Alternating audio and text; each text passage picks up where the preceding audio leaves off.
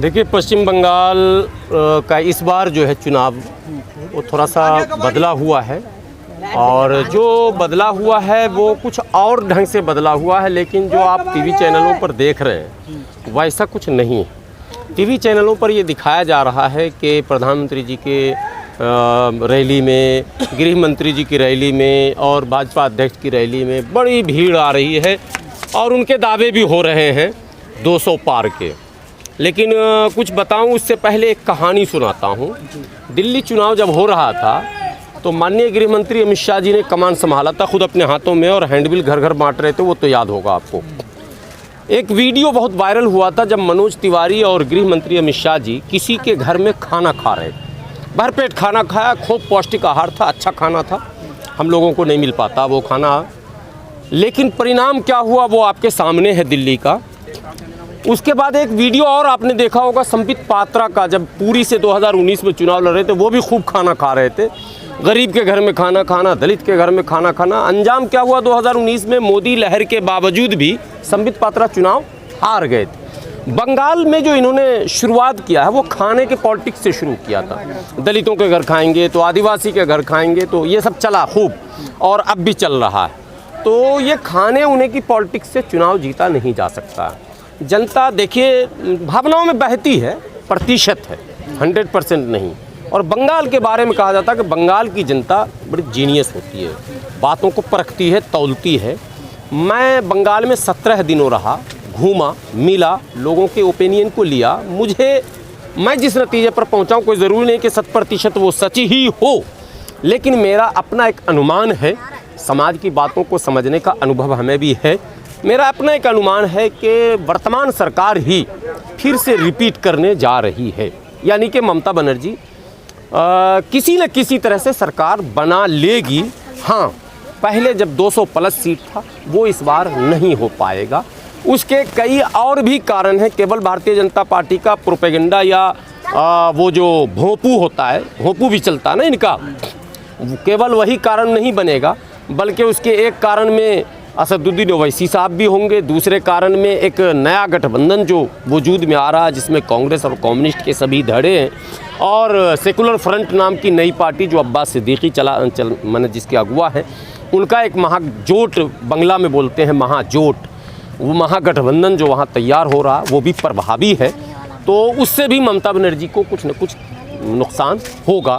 लेकिन सरकार जो बनेगी वो ममता बनर्जी की ही बनेगी, ये मेरा अनुभव है। एक और तजर्बा जो वहाँ हमको मिला वो ये मिला कि बंगाली जो मूल बंगाली जो हैं वो ममता बनर्जी के साथ हैं, और जो परप्रांतीय हैं जो जाकर बस गए, जैसे बिहार से, मध्य प्रदेश से, यूपी से, बहुत सारे लोग हैं, लाखों की तादाद में, और महानगरों में ज़्यादा हैं, कोलकाता वगैरह में बड़ी तादाद है इनकी, कई सीटों पर ये प्रभावी भी हैं, और वो चीज़ दिल्ली में भी आपने देखा होगा।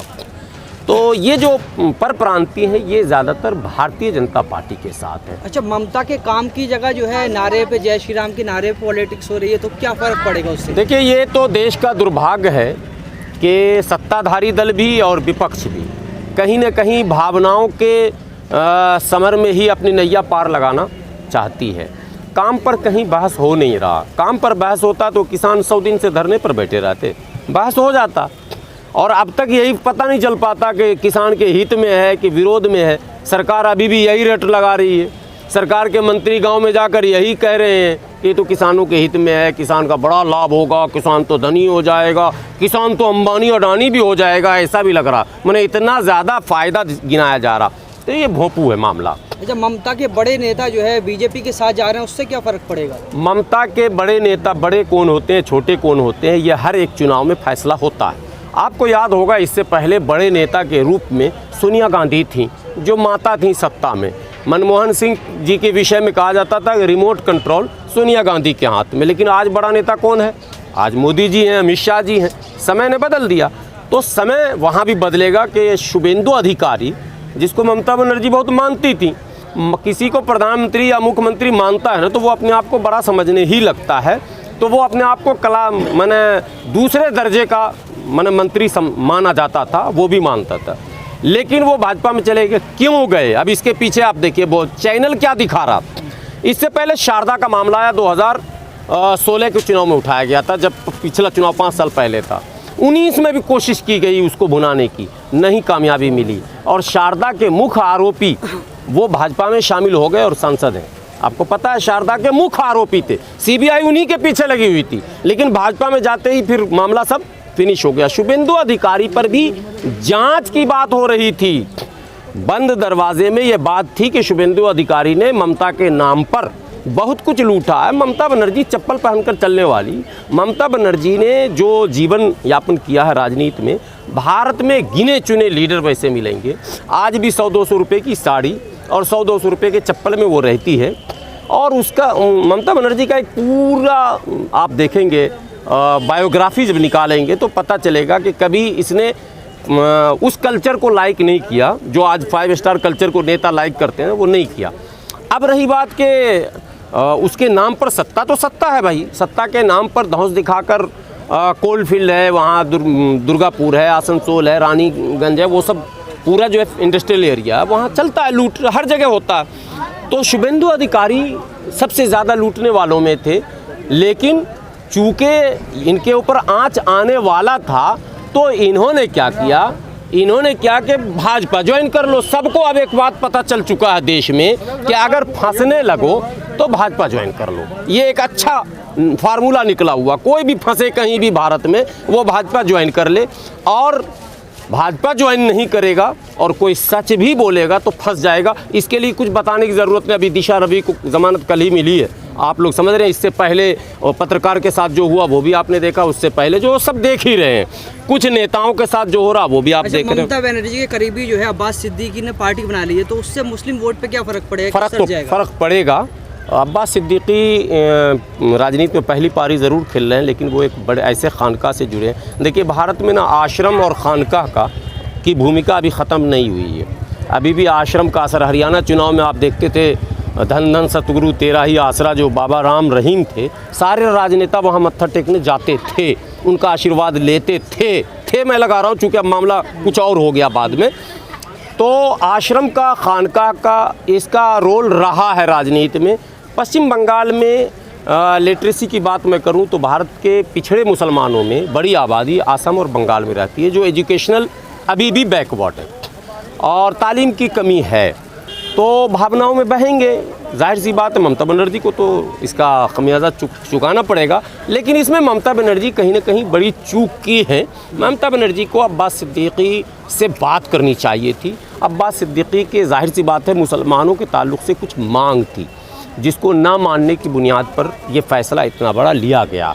अब्बास सिद्दीकी अगर कुछ और कदम उठाते तो वो MIM में जाते, चूँकि ओवैसी साहब तो उन्हीं के दरवाजे पहले गए थे, लेकिन उन्होंने पार्टी बनाई, गठबंधन किया है। इसका मतलब है कि वो मज़े खिलाड़ी हैं, अच्छी पारी खेलेंगे और ममता को नुकसान पहुंचाएंगे। लेकिन ममता चूँकि 200 प्लस में अभी मौजूदा वक्त में वो है, सबके भागने के बाद भी अभी 198 मौजूद हैं वहाँ, तो और अब लगभग नहीं भागेंगे। एक आध विकेट टिकट के चक्कर में कोई और जा सकता है। तो 60% 70% रिज़ल्ट ममता के फेवर में है। 130 से 40 मेरा अपना निजी अनुमान है, देखिए आगे क्या होता है। यानी CA और NRC का मुद्दा जो है कितना असर दिखाएगा? देखिए CA NRC के इशू पर अगर वोट किसी को कोई देता है तो उसका हक तो सिर्फ ममता बनर्जी को है वोट लेने का। उसने जिस तरह का विरोध किया पूरे भारत में किसी ने वैसा विरोध नहीं किया, ये सच्चाई है। तो बीजेपी को तो फ़ायदा मिलेगा इससे? बीजेपी को अब नुकसान हो रहा है ना। देखिए आसाम में और बंगाल में मामले अलग हैं और अन्य राज्यों में मामले अलग हैं। आसाम में CA का विरोध कोई मुसलमान नहीं कर रहा, चूँकि NRC का मांग भी किसी जो किया था वो आसाम के उन छात्रों ने किया था और 76 से चल रहा है ये मांग NRC का। 71 में ये मामला आया जब पार्टीशन हुआ पाकिस्तान का 71 में, तो जाहिर सी बात है उठापटक हुआ तो लोग तो आए, घुसपैठिए तो हैं साहब, लेकिन वो घुसपैठिए इलीगल नहीं है। वो उस समय की प्रधानमंत्री श्रीमती इंदिरा गांधी की अनुमति से आए हुए लोग हैं। 60 लाख तकरीबन लोग आए थे उथल पुथल में, जो हिंदी भाषी थे, और उनको शरण दिया गया था। अब इन्होंने शुरू कर दिया मामला, तो आसाम के लोगों को जब लगा कि मेरे ऊपर कल्चरल अटैक होने वाला है तो उन्होंने ये मांग किया। मांग राजीव गांधी ने मानी 1985 में जो आसाम अकॉर्ड साइन हुआ था, तो उनके मांग पर आपने NRC कराई। NRC में 19 लाख लोग आ गए, तो अब उनका कहना है कि वो 19 लाख लोगों को आप बाहर कीजिए, CA में आप फिर 16 लाख को अंदर करेंगे, तो विरोध कौन करेगा? वो कर रहे हैं। हम नहीं कर रहे हैं। तो आसाम का मामला अलग है, बंगाल का मामला अलग है, दिल्ली का मामला अलग है, उत्तर प्रदेश का मामला अलग है। यहाँ हम विरोध इसलिए कर रहे हैं कि यहाँ दूसरा लॉजिक सेट हो रहा, वहाँ के लोग सीए का विरोध कर रहे हैं और एनआरसी का समर्थन कर रहे हैं, और हम एनआरसी सीए दोनों का विरोध कर रहे हैं। अंतर समझ गए?